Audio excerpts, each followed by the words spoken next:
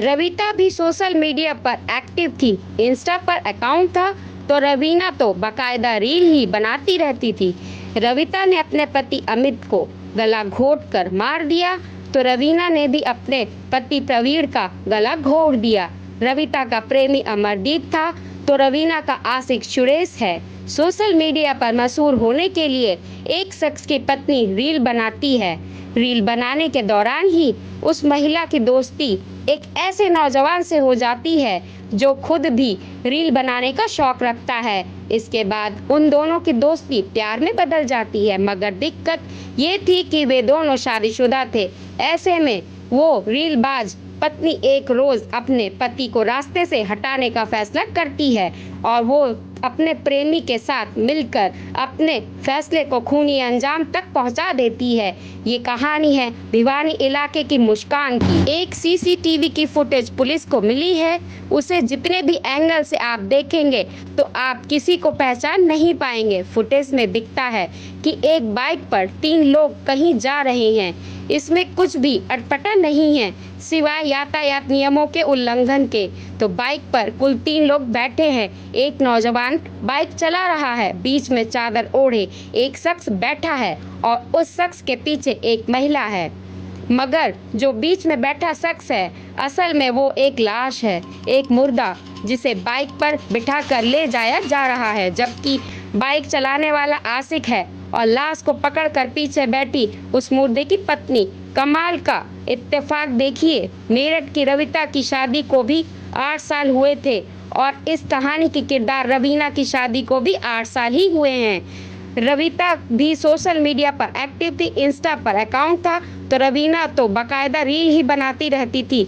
रवीना ने अपने पति अमित को गला घोट कर मारा तो रवीना ने भी अपने पति प्रवीण का गला घोट दिया। रवीना का प्रेमी अमरदीप था तो रवीना का आशिक सुरेश है। रवीना के 3 बच्चे थे तो रवीना को एक बेटा है, एक और पत्नी, दोनों एक पति के कत्ल की। ये कहानी हरियाणा के भिवानी से सामने आई है। भिवानी का प्रवीण 25 मार्च को अचानक गायब हो जाता है तो भी अपने घर से घर वाले ढूंढते हैं पर कहीं कोई सुराग नहीं मिलता। इसी बीच 29 मार्च को लोकल अखबार में एक लावारिस लाश के नाले से बरामद होने की खबर छपती है। कपड़ों का हुलिया प्रवीण से मिल रहा था। फौरन घर वाले मुर्दा घर पहुंचे। वो लाश सचमुच प्रवीण की ही थी।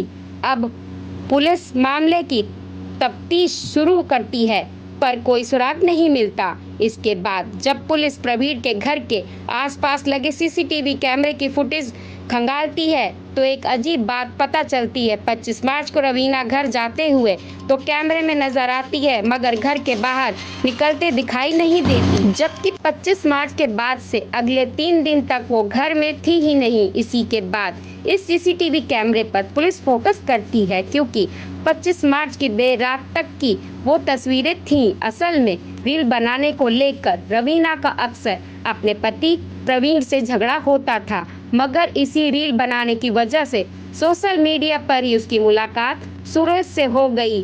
वो रील बनाता था, पहले दोनों दोस्त बने, फिर दोनों प्यार में हो गए। रील के चक्कर में रवीना कई दिनों तक घर से बाहर भी रहा करती थी। 25 मार्च को भी वो कई दिनों बाद घर लौटी थी।